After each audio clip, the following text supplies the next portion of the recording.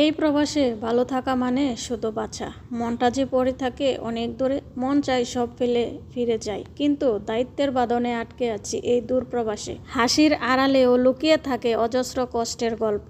চলে যেতে চাই কিন্তু পারি না, কারণ কিছু স্বপ্নের দায় এখন কাঁধে চেপে বসে আছে।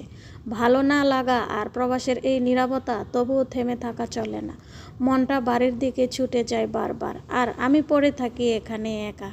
চলে যেতে ইচ্ছে করে, কিন্তু বাস্তবতা বলে এখনো সময় হয়নি।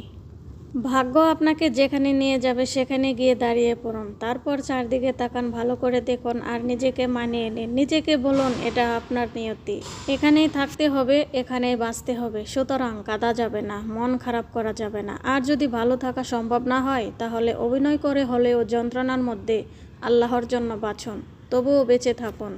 ঠকে যাচ্ছেন তাই তো, দেখবেন একদিন ঠকতে ঠকতে নিজেই জিতে যাবেন ইনশাআল্লাহ। অল্প বয়সে নিজেই নিজের লাইফটা নষ্ট করে দিছি নিজের হাতে। কখনো ভেবেছিলাম না জীবনের সবচেয়ে সুন্দর দিনগুলো এমনভাবে পিছনে ফেলে আসবো। একদিন শুধু আফসোসই থাকবে।